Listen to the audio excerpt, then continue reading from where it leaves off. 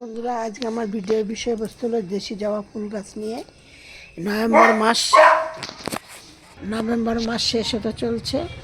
এখন যদি তোমরা এই জবা ফুল গাছের অনেকগুলো গুরুত্বপূর্ণ কথা তোমাদের সাথে শেয়ার করব, কারণ আমি আমার জবা ফুল গাছে যেই সবগুলো দিয়ে দেখো এখনও এই নভেম্বর মাস শেষ হতে চলছে, তাও কিন্তু দেখো আমার গাছে কত পরিমাণে কুড়ি রয়েছে বা ফুল ফুটেছে। আকার কিন্তু একটাও ছোট না, সব বড় বড় ফুল ফুটেছে। কিন্তু তাও আমি কড়ির মায়া না করে এখন আমাকে এই কাজগুলো আমাকে করতে হবে। না করলে কি হবে, আমি আবার গ্রীষ্মকালে কি বর্ষাকালে আর বেশি ফুল পাবো না। এই জন্য আমাকে এখনও করব না, ডিসেম্বর মাসে প্রথম সপ্তাহে করব।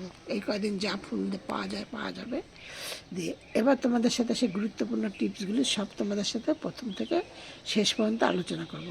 সব থেকে শেষে থাকবে আর একটা কথা তোমাদের সাথে বলছি। আমি গাছে একটা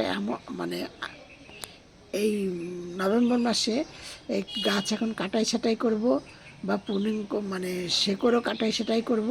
এই সমস্ত করার পরে আমি যে নতুন মাটি দিয়ে বসাই তার সাথে আমি কী দিলে কি হয়, বা যেটা আমি না তুলে না বসাই সেইটার মধ্যে আমি কি দেই, দিলে কি হয় বর্ষাকালে বেশি শামুক কেল্লাই কেঁচো এই সমস্ত কিছু হয় না আর কি। শামুক কেঁচো কেল্লা এগুলো কিন্তু হলে গাছেরও ক্ষতি হয়, শেকড়েরও ক্ষতি হয়, আবার বাড়ি ঘরও একটু অন্যরকম হয়। সেই জন্য আমি কি বলছি, তোমরা এইগুলো করে দেখো, খুব ভালো উপকার পাবে। শামুকগুলো কী করে জানো তো, এরকমগুলো বেয়ে বেয়ে উঠে নিয়ে এই যে কচি কচি ডগাগুলোকে খেয়ে নেয়।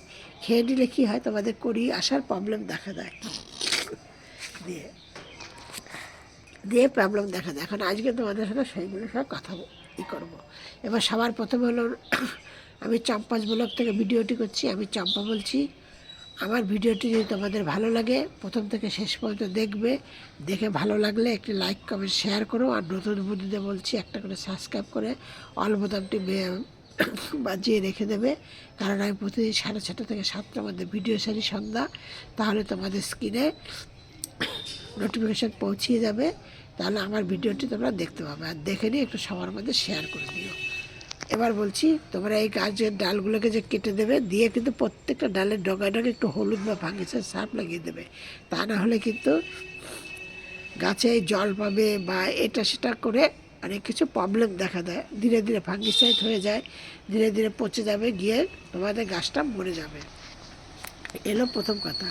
দ্বিতীয় কথা হলো, গাছটাকে যদি তোমরা কাটাই ছাঁটাই করতে চাও, সে করতে চাও গাছটাকে তুলে আবার নতুন পটে বসাতে চাও, যদি দেখা যায় তোমরা যদি বুঝতে পারো যে আমার শেকড়টা, যেমন দেখো এই দেখো আমার এই গাছটা শেকড়ে পুরো ভর্তি হয়ে গেছে, এইটা কিন্তু আমি তুলবো।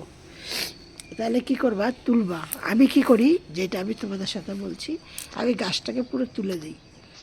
তুলে নিয়ে আমি জলের মধ্যে কিছুটা ফাঙ্গিসাইড সার্ফ দেই বা হলুদ গুঁড়ো দেই কিংবা অ্যালোভেরা জেল দিই, দিয়ে এনে জলের মধ্যে গাছটাকে পুরো একদিন ডুবিয়ে রেখে দিই। একদম পুরো একদিন ডুবিয়ে রেখে দিলে কী হয়, শেষ মাটিটা পুরো ওর মধ্যে চলে গেল। দিয়ে এনে সরু সরু শেকড়গুলি আমি কিছু কিছু কেটে দিলাম, কেটে দিয়ে আবার ওই জলটার মধ্যে বসিয়ে দিলাম। দিয়ে 2-3 ঘন্টা রাখার পরে একটা জায়গার মধ্যে তারপরে আমি কেমন মাটিতে বসাই সেটা বলছি।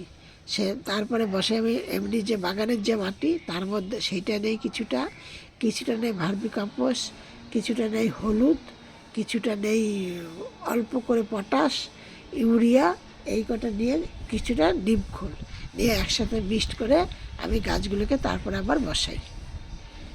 তাহলে কি হয়, গাছে হলুদে বা ফাঙ্গিসাইড সার্ভে তোমার শেকড়ে কোনো প্রবলেম দেখা দিল না। আর এই সব কিছু সব দিয়ে মাটিটা দিয়ে চাপা দিয়ে বসিয়ে দিয়ে একদম এমন স্থানে রাখি যেন রোদ না পায়, 2-3 দিন যেন রোদ না পায়।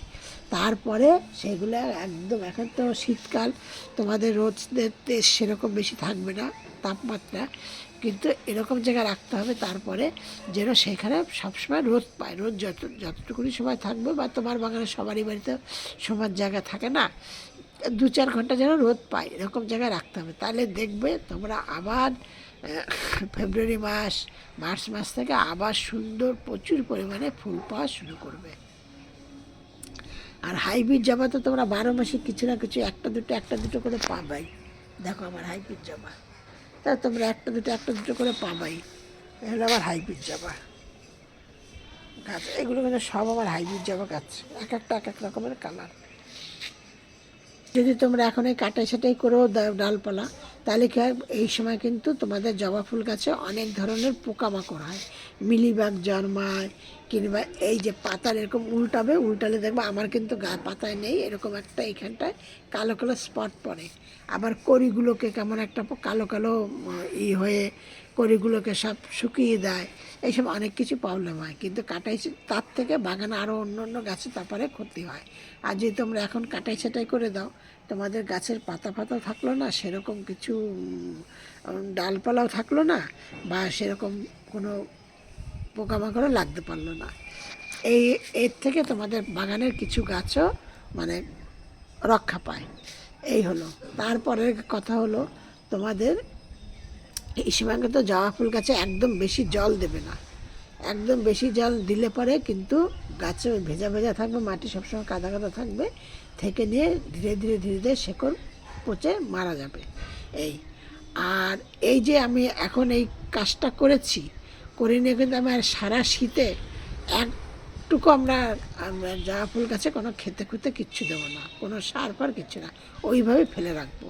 তারপরেই দেখবে তোমরা কিছুদিন পর থেকে কচি প্রচুর ডালপালা বেরোনো শুরু করবে। যত শাখা পোশাখা ডালপালা বেরোবে, তত কিন্তু তোমাদের গাছে ফুল বেশি ফুটবে। এই হলো গিয়ে তারপরে তোমাদের কথা হলো, গাছের গোড়া কিন্তু একদম পরিষ্কার রাখবে, কোনো রকমের কোনো আগাছা জন্মাতে দেবে না। দিয়ে গেল। এবার তোমাদের বলছি, গাছের গোড়ায় তোমাদের যেটা আমি বললাম যে শামুক কেল্লাই, এই সময় তো শামুক কেল্লাইয়ের ডিম পারে মাটির মধ্যে, সেই জন্য তোমরা কি দেবে গাছের গোড়ায়, দিলে পরে তোমাদের কেঁচো শামুক কেল্লাই কিছু থাকবে না, বর্ষাকালে পাবে না।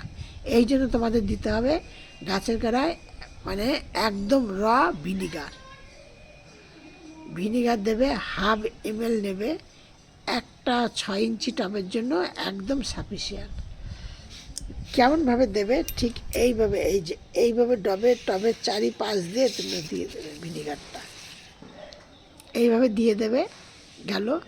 আর কি করবে, কিছুটা ভিনিগার, 1 লিটার জলের মধ্যে 1 ml ভিনিগার নেবে, নিয়ে গাছের পাতায় একটুখানি স্প্রে করে দেবে। একদম তোমাদের গাছ ফ্রেশ বেরোবে, ফ্রেশ হবে, কোনো রকমের কোনো পোকামাকড় হবে না। তোমরা বর্ষাকালে যে বাড়িতে দেখবে ছাদে দেখা যায়, জানি না তোমাদের হয় কি না, তবে আমার হয়, আমি সেইটাই তোমাদের সাথে শেয়ার করছি।